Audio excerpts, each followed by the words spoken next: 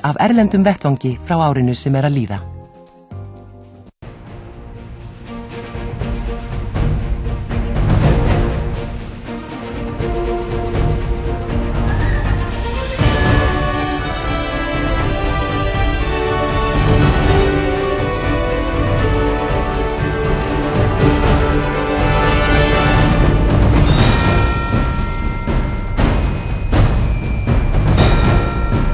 Fimbul vetur var víða heim þegar nýjárið gekk í garð.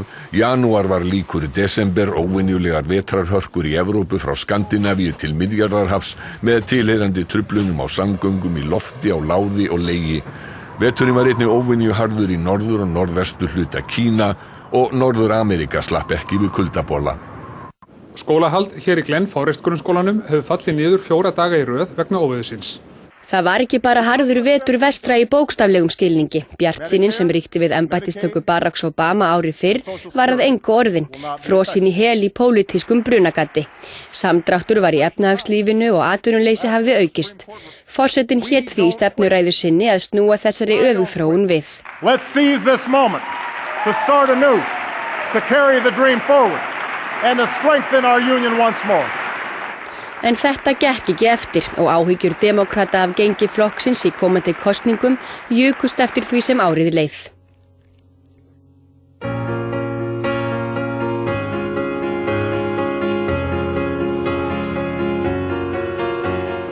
Tólfta dag janúarmánaðar beindist athygli heimsins að fátækasta ríki Ameríku, Haítí, þegar öflugur jarðskjálfti lagði landið nánast í rúst. Frá því að fyrstu fréttir skjálftan bárust var ljóst að gríðarlegt manntjón hafði orðið. Í höfuðborginni Port-au-Prince stóð varla steinn yfir steini. Rafmagnslaust varð í borginni við skjálftan og nær allt símasamband rofnaði. There is no doubt that we are facing a major humanitarian assistance emergency and that a major relief effort will be required. Íslenska rústabjörgunarsveitin var þá þegar á leið til Haítí og fyrst björgunarsveita. Myrkur var skollið á íslenska flugvélin lenti en björgunamenn hófust handa þegar birti.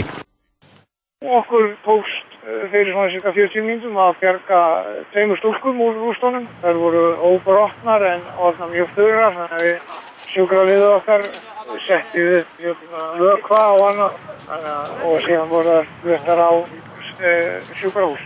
Stúlkurnar eru á 30-aldri. Meðan viðtali var tekið náðist að bjarga 3. manneskinu úr rústunum.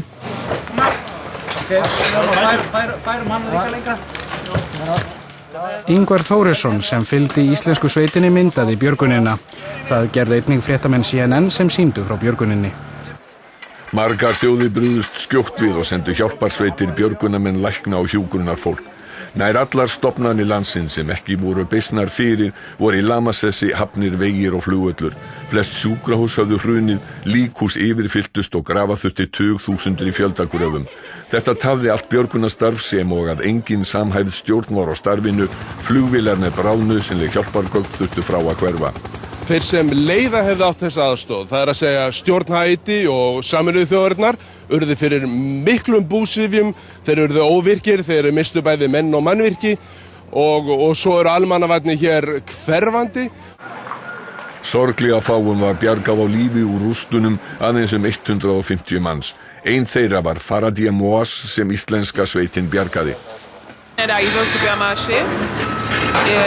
J'étais au second rayon et quand j'ai senti la première secousse, j'ai rebroussé chemin parce que je voulais sortir. Hér fyrir aftan mig eru búðir íslensku björgunarsveitarinnar hér í Port-au-Prince á Haítí. Þær verða eftir og til nota fyrir aðrar björgunarsveitir sem eftir eru. Skipulagðri leit var hætt 10 dögum eftir skjálftan og því var líkt við kraftaverk Darlene Chen var bjargað. Hún var búin að vera grafin undir braki í 15 daga. Viðstaddir fögnuðu þegar Darlene var bjargað og franskir björgunarmenn fluttu hana á neyðarsjúkrahús.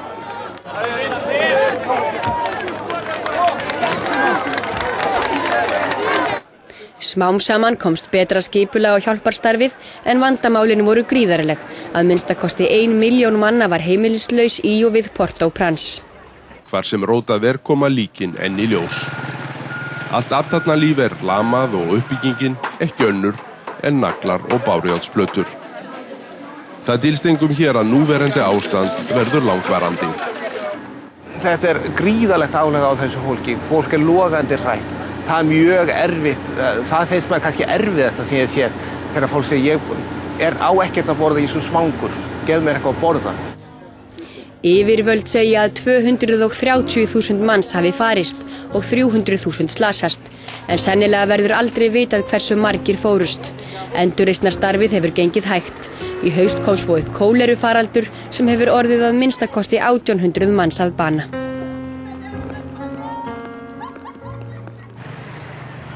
Í lok janúar var haldin í Lundúnum ráðstefna Afganistan, framtíð landsins og hvernig koma megi á friði.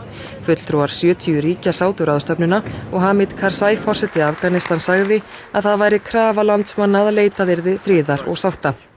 We must reach out to all of our countrymen, especially our disenchanted brothers. Hernaðurinn í landinu hélt áfram og bardagar urðu sífellt harðari. Mannfall í liði Atlantshafsbandalagsins hefur aldrei verið meira en árið 2010. Danir hafa mist hlutfallslega flesta fallna og særða. 39 danskir hermenn hafa látið lífið í landinu. Bæði Norðmenn og Svíar mistu hermenn á árinu. Grete Faremo, varnarmálaráðherra Noregs, var sýnilega hrærð og sorgmætt hún skýrði frá falli 4 hermanna. Det med stor sorg vi har mottatt meldingen om at vi har tapt 4 soldater i tjeneste i Afghanistan i dag. Seint í nóvember samþykkti leiðtogafundur NATO áætlun sem gerir ráð fyrir að NATO-herinn verði kvaddur heim frá Afganistan fyrir lok árs 2014.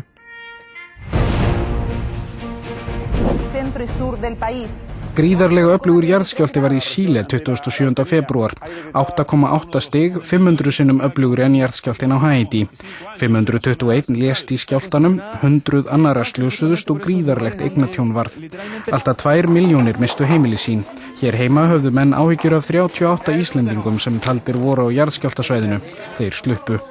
Upplausnar ástand ríkti fyrstu dagan eftir jarðskjálftan. Herinn var kallaður út til að reyna að stöðva gripdeildir en nánast allar verslanir voru tómar og allar nauðsynjar skorti.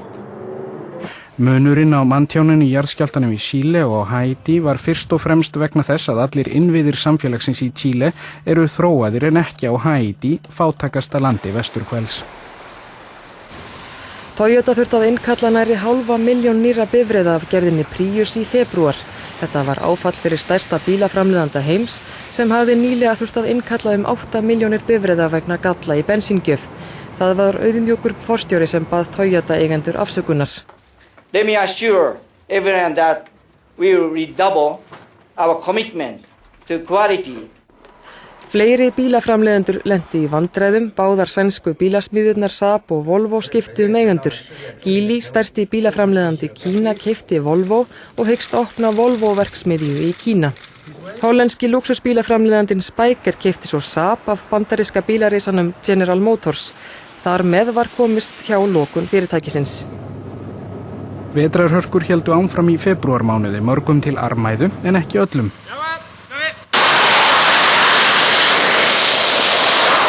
Skíðasleðar eða sparksleðar eru venjulega ekki ígja hraðskreið farartæki en með gufuknúnum þrýstirhreyfli tókst að koma þessum á 100 km hraða á 4 sekúndum.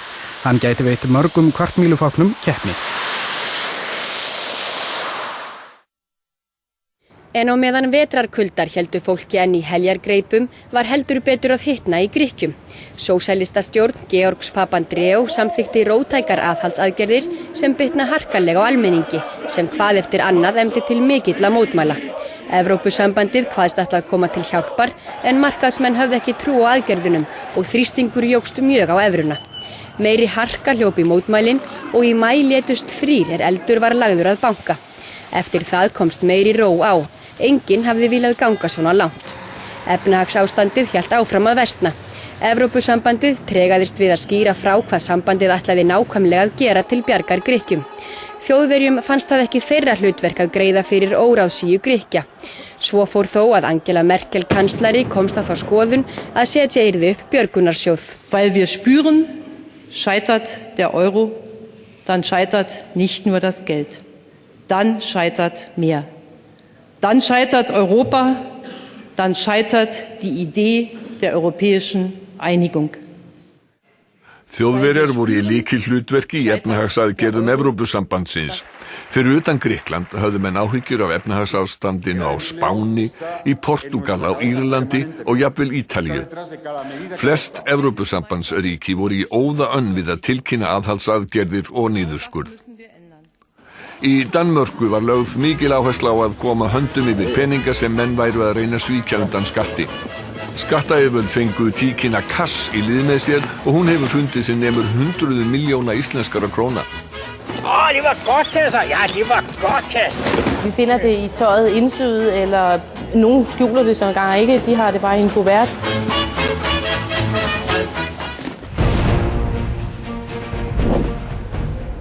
Sveitastjórnarkosningar í Hollandi vekja ekki að jafnaði mikla athygli á Íslandi, en vegna Icesave-deilu þjóðanna fylgdust menn hér á landi með þegar hollendingar gengu að kjörborðinu í mars. Búist var við miklum breytingum og það kom í ljós að hinn umdeildi Geert Wilders og and-íslamskur frelsisflokkur hans unnu mikinn sigur. Mensen willen verandering, zien steeds minder in de zittende politiek, willen dat Nederland veiliger wordt, dat er minder immigratie komt, dat we toch een sociaal beleid voeren. Frelsisflokkurinn styrkti stöðu sína verulega í þingkosningunum í júní, en pattstaða var á þingi og það tók 111 daga að mynda minnihlutastjórn sem frelsisflokkurinn ver falli. Geert Wilders komin í áhrifastöðu í hollenskum stjórnmálum. Wilders hefur líkt Kóraninum við Mein Kampf eftir Adolf Hitler og sagt Íslam vera fasíska trú.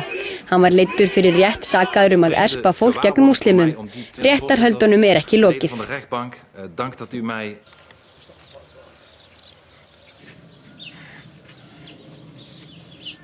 Írakar gengu að kjörborðinu 7. mars. Flokkur Ayaz Alawis, fyrrverandi forsætisráðherra, fékk flesta þingmenn, 2 fleiri en fylking Núri al-Maliki sem gengt hefur embættinu undanfarin ár. Ekki tókst að mynda nýja stjórn fyrir í desember og al-Maliki áfram forsætisráðherra. Þjóðerni og trú eru enn í lykilhlutverki í íröskum stjórnmálum. Það á eftir að fjárfesta heilmikið í landinu, í stofnunum landsins, skólakerfinu, heilbrigðiskerfinu og þess háttar. Atvinnuleysið mikið, ennþá gífurlega mikil spilling og ofbeldi á götum úti. Fólk ekki að flytja aftur inn í landið sem flúði landið á síðustu 5 árum, þannig staðan ennþá mjög alvarleg. Átökin í Írak héldu áfram allt árið, en þó að þúsundir manna hafi fallið, ástandið orðið miklu mun betra en verið hefur. Óvenju harkalegt veður var áfram í Vestur-Evrópu. 60 fórust í miklu vatnsveðri sem fylgdi djúpri og krappri lægð í marsbyrjun. Þetta var versta óveður sem hefur gengið yfir Frakkland á þessari öld. Les gens sont sous le choc, ils commencent à récupérer un petit peu, ils ont perdu des amis, des voisins. Á Miðjarðarhafi létu 2 ferðamenn lífið borð í skemmtiferðaskipinu Louis Majesty þegar það varð fyrir brotsjó.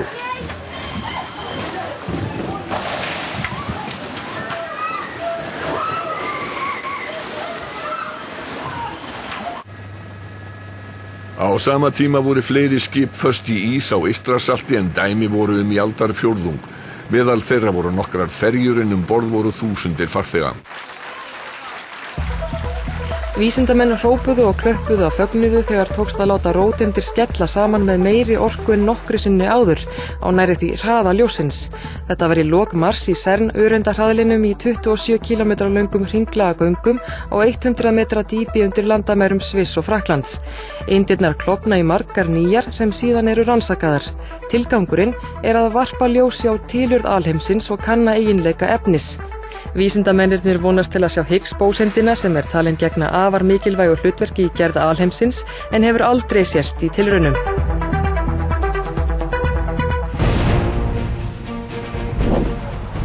Lech Kaczynski, forseti Póllands, kona hans og rúmlega 80 manna fylgdarlið háttsettra Pólverja fórust í flugslýsi nærri Smolensk í vesturhluta Rússlands þann 10. apríl. Kaczynski ætlaði að vera viðstaddur minningarathöfnum 22.000 pólska liðsforingja og foringjaefni sem Jósef Stalin, einræðisherra Sovétríkjanna, lét myrða.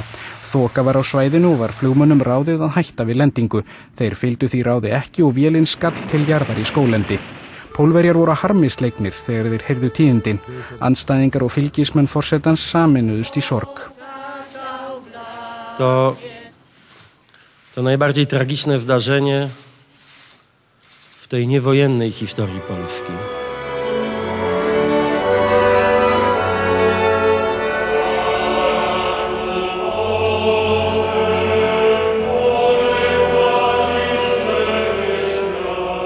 minningarathöfn var haldin í Landakotskirkju fyrir Pólverja sem búa á Íslandi. Fullt var út úr dyrum og fólk greinilega harmi slegið. Vegna láts forsetans gengu Pólverjar að kjörborðinu til að velja eftirmann Kaczynskis. Jaroslav tvíburabróðir hins látna forseta bauð sig fram en varð að láta í minnipokan fyrir Bronislav Komorowski, forseta þingsins.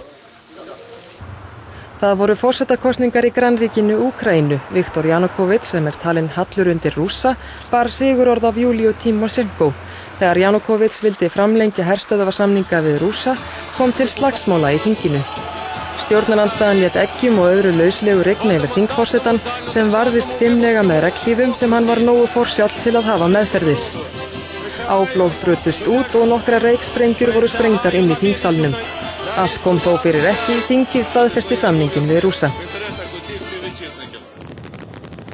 Eldgosið í Eyjafjallajökli þann 14. apríl hafði víðtækar afleiðingar. Öskuský hamlaði flugumferð í norðurhluta Evrópu.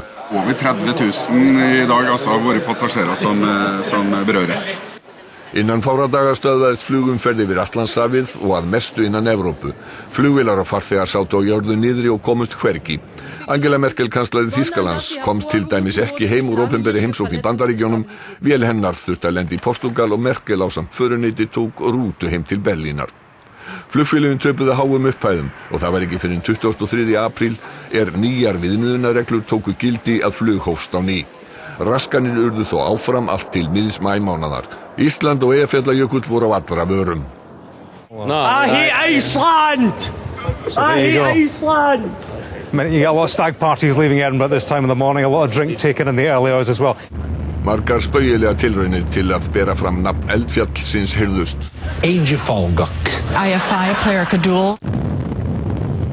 Upphaf mesta mengunarslys í sögu Bandaríkjanna var 23. apríl sprenging varð borð í Deepwater Horizon olíupalli BP-félagsins á Mexíkóflóa. 11 manns fórust og mikill eldur varð laus áður en pallurinn sökk. Gríðarlegt magn af olíu streymdi út í sjóinn uns loks tókst að stöðva lekann 3 mánuðum síðar. Yfirvöld skelltu skuldinni á BP olíufélagið. BP is responsible for this leak. BP will be paying the bill. Viðbrögð forstjóra BP, Tony Howard, þóttu máttleysisleg og klaufaleg. This is not our accident. Skaðinn á lífríkinu við Mexíkóflóa varð gríðarlegur. Þúsundir sjófugla drápust. Fjárhagslegt tjón íbúanna sömuleiðis. Fiskveiðar voru stöðvaðar, engir ferðamenn komu. Olíuflekkurinn þakti meirinn 6.500 ferkílómetra svæði sem á við bróðurpartin af suðvesturhorni Íslands. En það láni óláni að slysið varð í hlýjum sjó, svo mest af olíinu hefur brotnað niður eða verið hreinsað upp. Ímynd BP beið hnekki. Howard forstjóri var að hætta og enn óvíst hver fjárhagslegur skaði verður. Bandaríkjastjórn hefur ákveðið að sækja fyrirtæki til saka og krefjast bóta. Bretar gengu til kosninga 7. maí.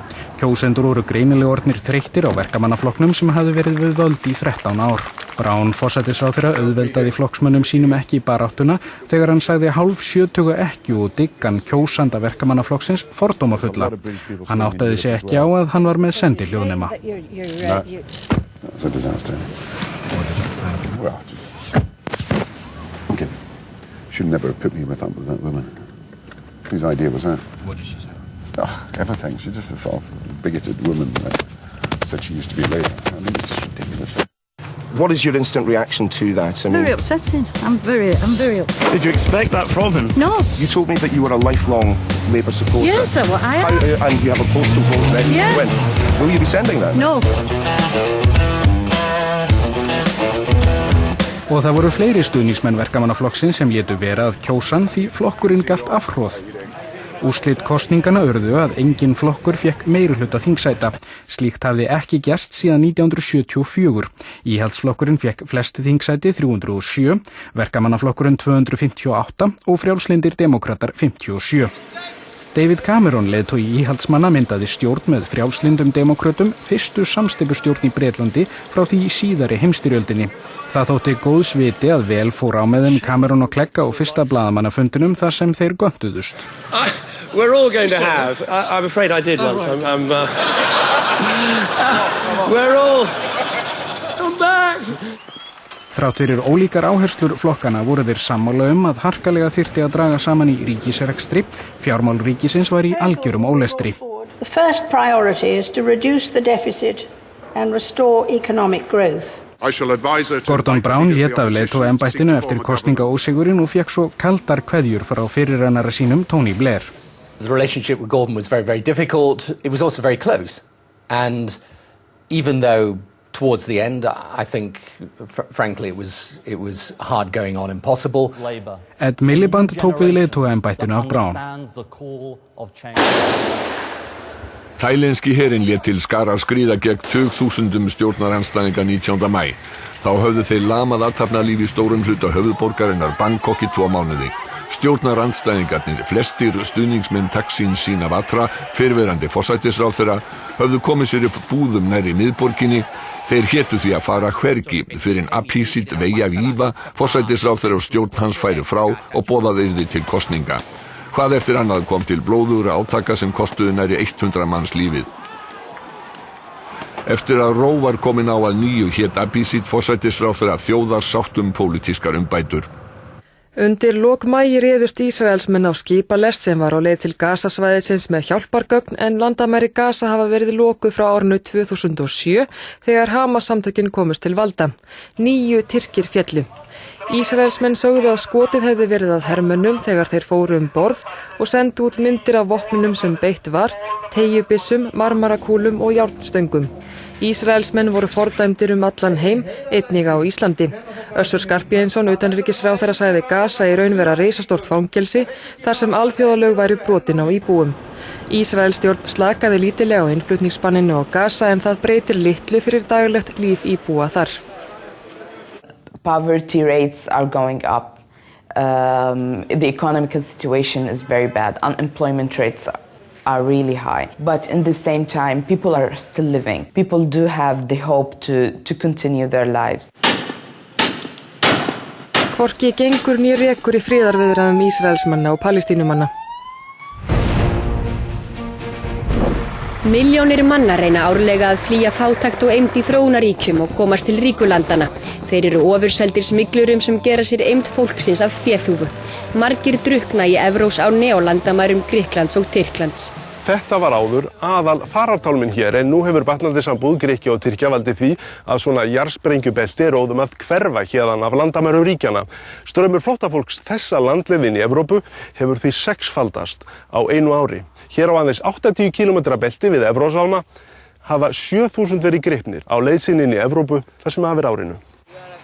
Ef flóttamönnunum tekst að komast til Evrópu býður óviss og óörugg tilvera og innan landamæra Evrópusambandsins er gæðum lífsins æði misskipt. Hlutskipti rómafólks eða sígauna er ekki beysið. Frönsk stjórnvöld gengu hart fram gegn þeim og vísuðu úr landi. Danir sendu einnig tugi til Rúmeníu, þangað eru flestir sendir. Þar býður fólksins ekki neitt annað en fátækt og fordómar. Cei drept, din câte am înțeles, ei provin de fapt din India. Deci nu au venit de la noi, nu s-au născut de aici, așa că nu știu de ce ne-au trimis nouă. Rómafólkið segir að það sæti stöðugum ofsóknum. 4 Tékkar fengu 20 ára fangelsisdóm fyrir að kveikja í húsi Rómafjölskyldu. 2 ára stúlka slasaðist lífshættulega í brunanum. 11. júní baðst Benedikt Pái 16. fyrirgefningar og kynferðislegu ofbeldi þjóna kirkjunnar. Kaþólska kirkjan hefur átt mjög undir högg að sækja vegna ásakana kynferðislegt ofbeldi í fjölmörgum löndum heims. Fórnarlömbum hafa þótt viðbrögð kirkjunnar máttlaus og óviðunandi. Pái sagði að barnaníðingar í prestastétt snéru boðskap Guðs í andhverfu sína. Anche noi chiediamo insistentemente perdono a Dio e alle persone coinvolte. Pái hét því að kaþólska kirkja myndi gera allt sem í hennar valdi stæði til að tryggja að barnaníðingar innan kirkjunar yrðu sótti til saka. Mikið var dýrðir í Stokkólmi þegar Viktoría krónprinsessa Svía og Daniel Westling gengu í hjónaband 19. júní. Tillstöden skiljer oss åt. Tillstöden skiljer oss åt. Meir en 1000 gestir voru viðstattir, þeirra á meðal allir þjóðhöfðingjar Norðurlandana. Mikill mannfjöldi var samankomin í miðborginni og fylgdist með þegar brúðhjónin óku í hestvagni stræti borgarinnar. 20 hljómsveitir skemmtu viðstöddum, 6000 hermenn tóku þátt í athöfninni, 18 Gripen herþotur flugu yfir borgina og 2000 lögregluþjónar stóðu vaktina. Viktoría og Daniel Westling hafa þekkst í nærri áratug og trúlofuðu sig fyrir 7 árum. Westling var áður líkamsræktarþjálfari en verður nú hertoginn að Vestur-Gautalandi.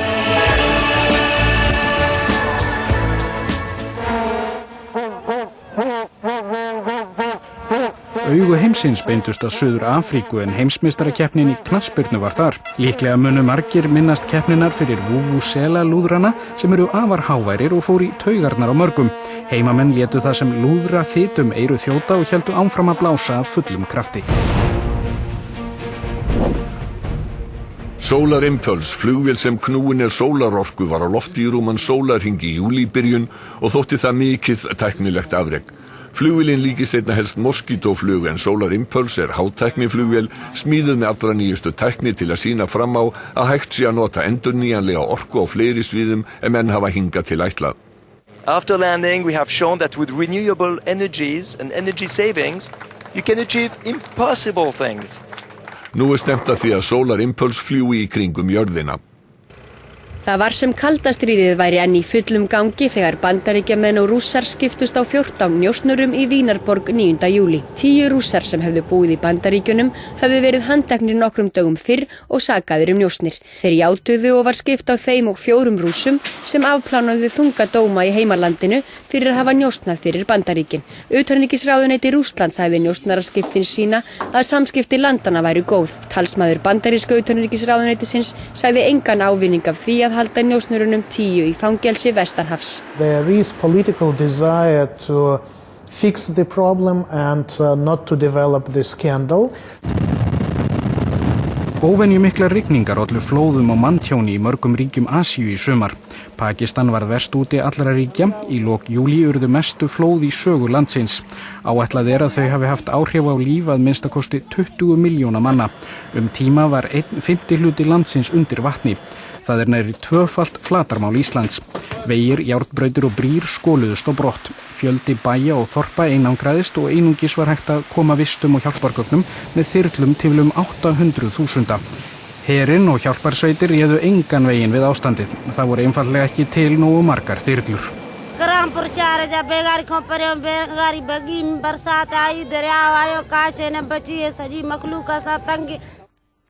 Að minnstakosti 200.000 búfjár drápust og uppskera eyðilagðist í mörgum frjósumustu héruðum landsins. Flóðin hafa einnig áhrif á uppskeru næsta árs því bændur gátu ekki sáð. Það sem gerist við svona flóð að þau eyðileggja öll vatnsból og þau flæða yfir kamra og selirni og öll skorpur sem þýðir það að umhverfið tíma að sprengja hvað varðar smitsjúkdóm. Hálfum öðrum mánuði eftir að flóðin hófust fór ástandið enn versnandi. Við erum að tala 20 milljónir manna sem hafa orðið áhrif fyrir þessu á síðustu 5 vikum og það að vera 10 milljónir barna. We can never go home. We no longer have one. I'll help you carry the load. Efnahagslegt tjónartalið nema 5.000 milljörðum íslenskar króna. Það meir en 3-föld landsframleiðsla Íslands.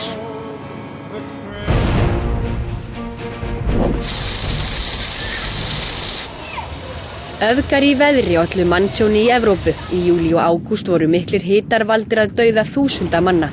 Fólk reyndi að kæla sig með öllum tiltækum ráðum.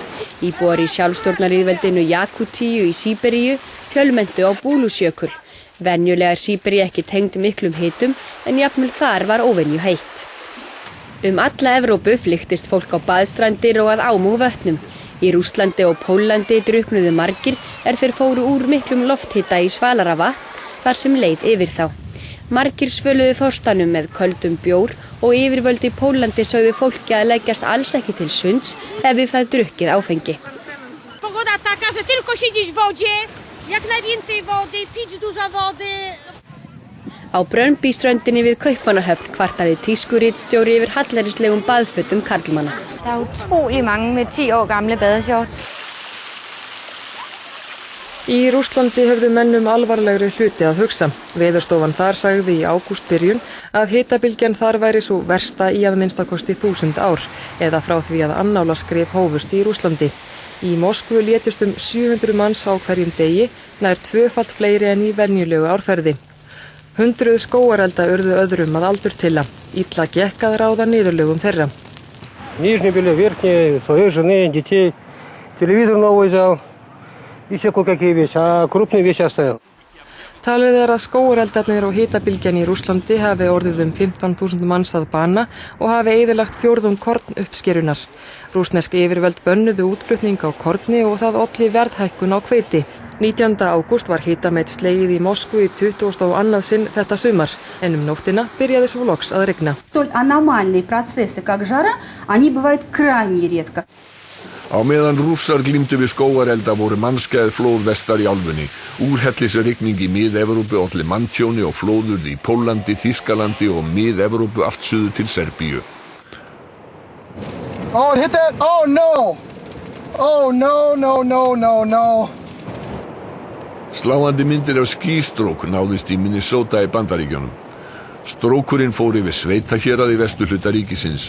Myndbandið sýnir skýstrókinn fara yfir veg og skella á bóndabíli. Hann skildi eftir sig slóð eyðileggingar en enginn slasaðist alvarlega. Námuslys voru óvenju mikið í fréttum á árinu 2010. 25 bandarískir námamenn fórust í apríl í kolanámu í vestur Virginíu. Þetta var versta námuslys í Bandaríkjunum frá því 1984. Mesta athygli vakti þó slys í koparnámu í Chile. 33 námamenn voru taldir af eftir hrun í námunni. 17 dögum eftir slysið náðist samband við þá, þeim hafði tekist að flýja í sérstakt neyðarskýli. Þegar ljóst var að þeir væru allir á lífi, fagnaði öll þjóðin. En raunum námumannana var ekki lokið. Bora þurfti 700 metra löng göng niður til þeirra og talið var að það gæti tekið 3 mánuði. En verkið gekk hraðar og 2 mánuðum eftir að þeir lokuðust inni var þeim bjargað í sér hönnuðu björgunarhylki. Florencio Avalos kom fyrstur upp og sonur hans grét gleðitárum hjá móður sinni meðan björgunarmenn losuðu föður hans úr hylkinu. Estoy muy feliz por todo lo hermoso que ustedes han hecho por nosotros. Estoy contento. Á meðan á björgunaraðgerðunum stóð satt þjóðinni límd við sjónvarpsskjáinn. Þegar 30. og 3. og síðasti maðurinn var dreginn upp á yfirborðið, ætlaði allt koll að keyra.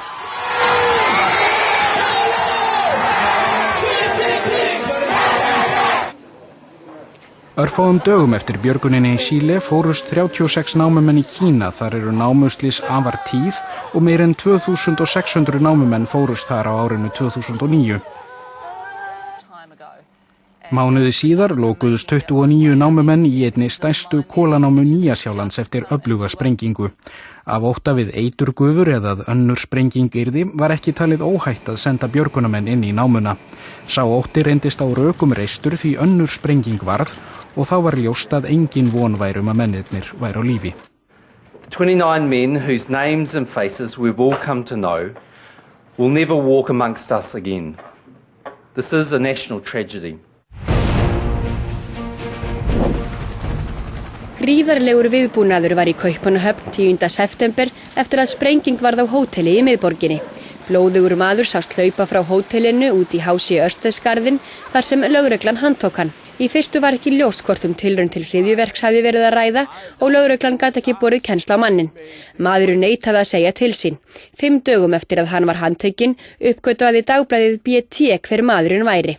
Hann reyndist vera Lors Dukajev, Tjetjeni búsettur í Belgíu. Hann hafði ætlað að ráðast að skrifstofum Jyllandsposten við Ráðhústorgið í Kaupmannahöfn. Hið sama ætluðu 5 menn að gera sem voru handteknir í Danmörku og Svíþjóð 29. desember. Vopn og skotfæri fundust í fórum þeirra. Önnur misheppnuð hryðjuverka árás var gerð í Stokkólmi í desember sprengingar urðu í bíl við Drottningargötu í miðborginni. 2 vegfarendur hlutu minniháttar áverka en tilræðismaðurinn lést í enn einni sprengingu 300 metrum neðar í götunni. Moskvubúar sluppu ekki eins vel. 39 féllu í 2 sjálfsvígsárásum í neðanjarðarlestum í lok mars. 2 konur sprengdu sig í loft upp og sagði rússneska öryggislögreglun að konurnar höfðu verið í tengslum við íslamska uppreisnarmenn á Kákasussvæðinu. Árásirnar voru gerðar á háannatíma þegar fólk var á leið til vinnu. Meir en 5 milljónir farþega fara með neðanjarðarlestunum á degi hverjum. Mánaðamótin september-október var viðbúnaður aukinn í Evrópu þegar hætta var talin á að hermdarverk væru yfirvofandi. Voru ferðamenn beðnir að vera sérstaklega á varðbergi. Flestir tóku viðbúnaðinum með stóískri ró. Wenn man sich die ganze Zeit Sorgen macht, dann erfüllt man im Prinzip genau das, was die Terroristen eigentlich wollen. Und von daher muss man einfach alles nehmen, wie es kommt und sich nicht zu viele Gedanken machen. Wird schon nichts passieren. Svíar kusu nýtt þing í september. Úrslitin urðu að bandalagsstjórnarflokkarna 4 tapaði meirihluta sínum og fékk 172 menn kjörna á þing, en 175 þingmenn þarf til að mynda meirihluta. Mesta athygli vakti að öfgaþjóðurnisflokkurinn Svíþjóðademókratarnir fengu 20 þingsæti. Stjórn Frederiks Reinfeldts heldur áfram sem minnihlutastjórn. Nefnd sem ákveður hvort ný réttarhöld verði í sakamálum í Noregi ákvað að fjalla mál Arne Treholts að nýju. Hann var dæmdur í 20 ára fangavist árið 1985 fyrir njósnir fyrir Sovétríkin. Málið komst í sviðsljósið aftur eftir útkomu bókar þar sem því haldið fram að lögreglan hafi falsað sannanir gegn Treholt. Gjenopptakelseskommisjonen har i dag besluttet å ta den tidligere gjenåpningsbegjæringen fra Arne Treholt opp til ny behandling.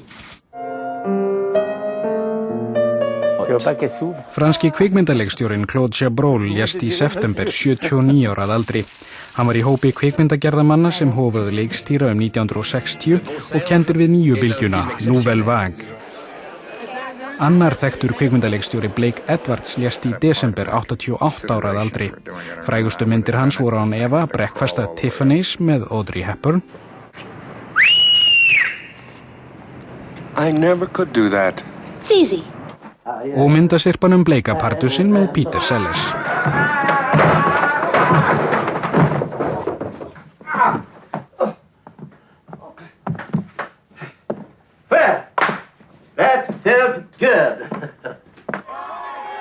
Meðal þekktra leikara sem féllu frá má nefna Tony Curtis sem lést í apríl 85 ára að aldri og Leslie Nielsen lést 84 ára.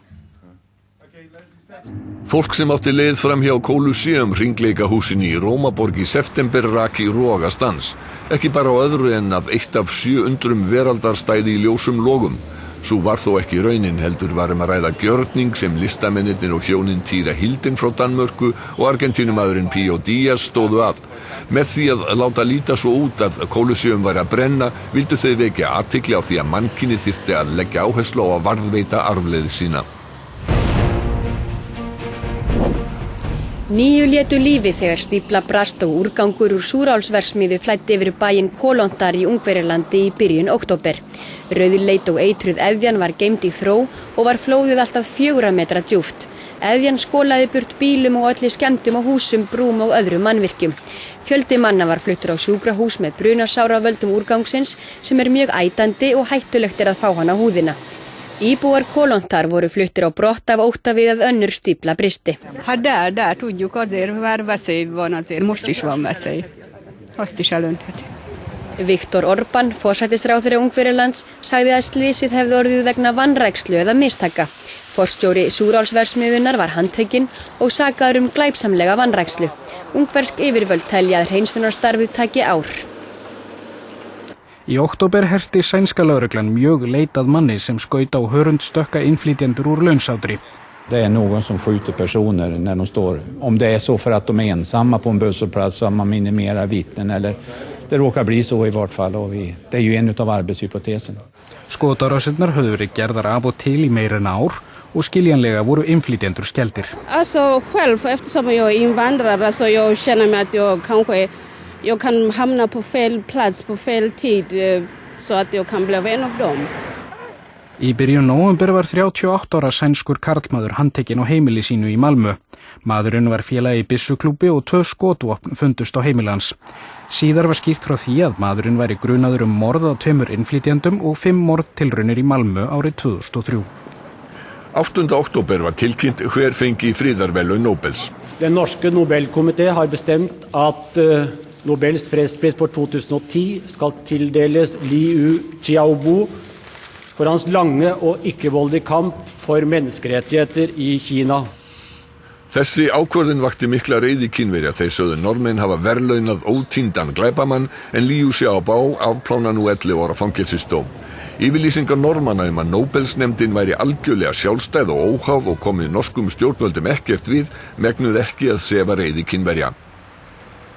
Þrátt fyrir mjög harkaleg viðbrögð Kínverja segist Thorbjørn Jagland, formaður norsku Nóbelsnefndarinnar, ekki sjá eftir því að hafa veitt Liu Xiaobo friðarverðlaun Nóbels í ár. If you had understood the consequences of the award of the Nobel Peace Prize this time, would the Nobel Committee still have gone ahead? We have awarded so many human rights defenders during the years, so it was natural for us now to honor also human rights activists from China, although we know that it is difficult.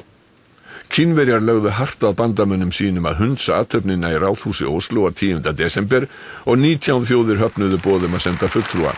Verðlaunahafinn sjálfur var fjarstaddur og engin fulltrúi hans var til að taka við verðlaununum. Mótmæli og verkföll vegna samdráttar í ríkisútgjöldum voru viðvarandi allt árið í fjölmörgum Evrópuríkjum. Frakkar mótmæltu ítrekað hækkun eftirlaunaaldurs og í október kom til átaka í Lyon og úthverfum Parísar. Þar var kveikt í bílum og grjóti kastað að lögreglu. Mótmæli og verkföll höfðu mikil áhrif á almenningssamgöngur og skólastarf. Víða varð skortur á eldsneyti því verkfallsmenn lokuðu birgðastöðvum, en ríkisstjórninni og Sarkozy forseta varð ekki hnikkað. Demókratar töpuðu í kosningunum í Bandaríkjunum í byrjun nóvember. Nýtt stjórnmálaafl kom til sögunar, teboðshreyfingin svokallaða, grasrótarhreyfing hægrimanna.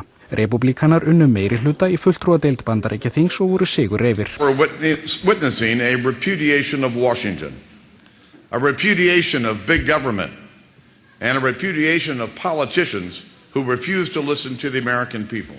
Eftir þessi úrslit verður erfiðara fyrir Bandaríkjaforseta að koma sínum stefnumálum innanlands í framkvæmd. Kóreuríkin 2 elduðu grátt silfur allt árið en alvarlegustu átökin urðu seint í nóvember norðarmenn létu fallbyssukúlum rigna yfir eyjuna Yongpyong sem rétt við vopnahleðslínu frá lokum Kóreustríðsins 1953. 4 biðu bana.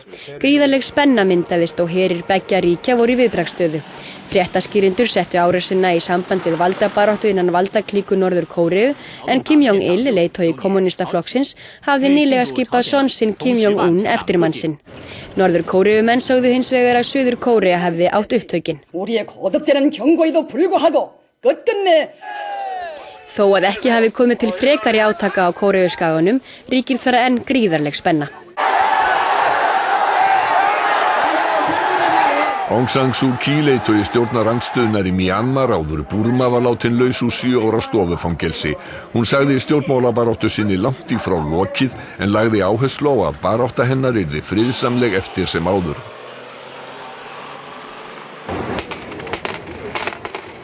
Í nóvember urðu Írar önnur evruþjóðin sem þurfti að leita á náðir Evrópusambandsins og Alþjóðagjaldeyrissjóðsins vegna gríðarmikilla skulda og halla á fjárlögum. Ofvaxið bankakerfi, útlán með lélegum tryggingum, ofþensla og húsnæðismarkaði, lélegt eftirlitskerfi og fleira þótti líkt með Írum og Íslendingum. Hér á Írlandi hefur sami flokkurinn verið við völd í 15 ár. Og raun og veru hefur Fianna Fáil verið við völd meira en minna undanfarna 7 áratugir. Forsætisráðherrann Brian Cowan var áður fjármálaráðherra. Þetta hljómar eitthvað kunnulega. Fleira er kunnulegt, mikill niðurskurður í útgjöldum hins opinbera, landflótti og atvinnuleysi. Írar neyddust til að fá 85 milljarða evra lán frá ESB og Alþjóðagjaldeyrissjóðnum. Almenningur sem er reiður stjórnmálamönnum og bankamönnum sér fram á djúpa og langvarandi kreppu. To be honest with you, I'm looking at a decade-long kind of poverty on the whole country, unfortunately, like so. Breskir námsmenn mótmæltu tvívegis í nóvember niðurskurði til háskóla og verulegum hækkunum á skólagjöldum. Reiðin beindist einkum gegn frjálslyndum demókrötum. Lib Dems' only real policy was free universities and now they're going to up the fees. It's a complete contradiction in terms. Þegar breska þingið tók máli til afgreiðslu í desember voru 2000 námsmanna við þinghúsið og létu margir ófriðlega. Innan dyra var loft lævi blandið og átti forseti neðri málstofunar fullt í fangi með að hafa stjórn á þingmönnum. Tillagan var samþykkt og þá kom til óeirða utan við þingið.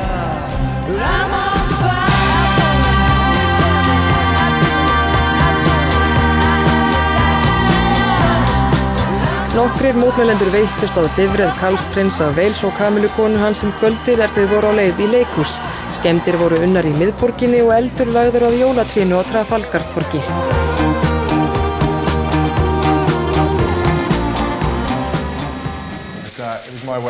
Vilhjálmur sonur Karls og Kate Middleton tilkynntu trúlofun sína í nóvember. Brúðkaupið verður í Westminster Abbey 29. apríl. Vilhjálmur annar til ríkiserfða á eftir föður sínum.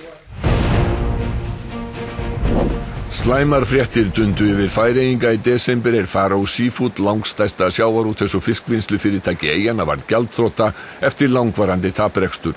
Þetta bættist ofan á gjaldþrot Eik banka sem fór í þrot í lok september. Tryggingasjóður innegna í Danmörku tók reksturinn yfir. Fall bankans var þungt áfall fyrir Færeyinga því bankin var langstærsta fjármálafyrirtæki eyjanna. En hins vegar, það bara hvað skeð með fiskavirkingu og öllu hinu fyrirtækin í Færeyjum. Það bara spurning. Og þeirri spurningu var svarað Faroe Seafood féll. 800 mistu atvinnuna. Öllum hafði verið ljóst að fyrirtæki væri í vandræðum en verkalýðsfélögin voru ósátt við tímasetningu gjaldþrotsins. Jag hade till att jag kunde boja för att så nek veit ikke kostnaden sista månaden. Det tycker vi inte på. Færeyingar óttast afleiðingar gjaldþrotsins á efnahag landsins. Så þetta hefur stóra ringvirkningar vissa rundt samfélaginu, kannski. Julian Assange, stofnandi Wikileaks vefsíðunar, var handtekinn 7. desember í Lundúnum. Saksóknar í Svíþjóð gaf út handtökuskipun vegna ásakana kynferðisbrot í Svíþjóð í ágúst. Sænsk yfirvöld vilja fá hann framseldan. Assange hverst saklaus af öllum ásökunum. Wikileaks vakti heimsathygli í byrjun apríl vefurinn birti myndband sem sýnir bandaríska þyrluhermenn skjóta og fella almenna borgara. Það gerist hér á þessu horni í Al-Amin hverfunni í austurhluta Bagdad 12. júlí 2007 að Apache herþyrla sem flaug hér fyrir ofan hóf skotrið með 30 mm hríðskotabyssu á hóp manna sem stóð hérna við hornið. En það má sjá ummerkin hér á veggjónum. Enn meiri athygli vakti í júlí Wikileaks birti 100.000 skjala hernað Atlantshafsbandalagsins í Afganistan og fleiri mál. Skjölin voru bandarísk leyniplögg og fleiri þeirra voru birt á vefsíðunni eftir því sem leið á árið. Yfirvöld í Bandaríkjunum og fleiri ríkjum gagnrýndu Wikileaks og sögðu birtingu skjalanna stefna mannslífum í hættu. Því neitar Assange. We have tried hard to make sure that this material does not put innocents at harm. All the material is over 7 months old. Reiði margra í Bandaríkjunum var slík að sumir republikanar sögðu að ráða ætti Assange af dögum og varaforsetinn var þungorður. Mitch McConnell says he's a high-tech terrorist. Others say this is akin to the Pentagon Papers. Where do you come down? I would argue that it's closer to being a high-tech terrorist than the Pentagon Papers. Þrýstingur á Wikileaks var aukinn, vefurinn varð fyrir endurteknum árásum og svo var reynt að gera samtökunum erfitt að afla fjár. Það mikið árásir á þennan tölvubúnað sem við rekum. I strongly condemn the decision by these companies, Visa, Mastercard, PayPal and Amazon. Ef til vill var því ekki að undra að margir teldu handtöku Assange hlut af samsæri gegn Wikileaks sem væri runninn undan rifjum Bandaríkjastjórnar. Sjálfur sagðan hann var látinn laus gegn tryggingu. That there may be a US indictment for espionage for me coming from a secret US grand jury investigation. Í Svíþjóð neitaði Claes Borgström, lögmaður kvennanna sem hafa sakað Assange kynferðisbrot að samsæri væri ræða. They are treated on the internet but also in ordinary newspapers etc. as perpetrators. And the rumors say that this is a conspiracy, which it is not. Ákvörðun framsal Assange til Svíþjóðar verður tekin í febrúar.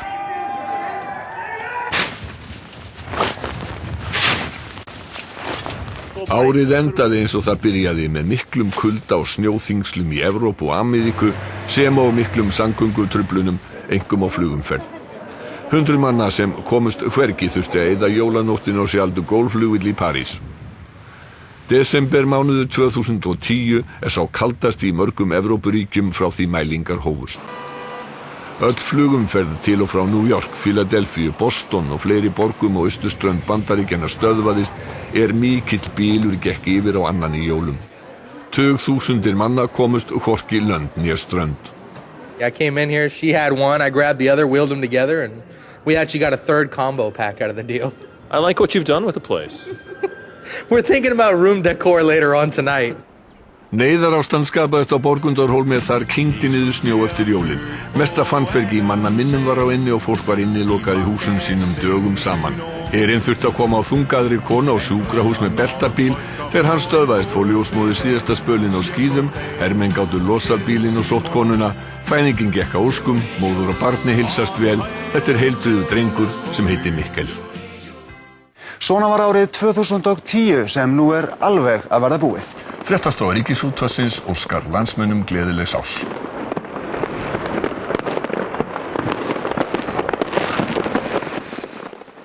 Eftir stuttastund komið að áramótaskaupinu, þættinum sem enginn missir af.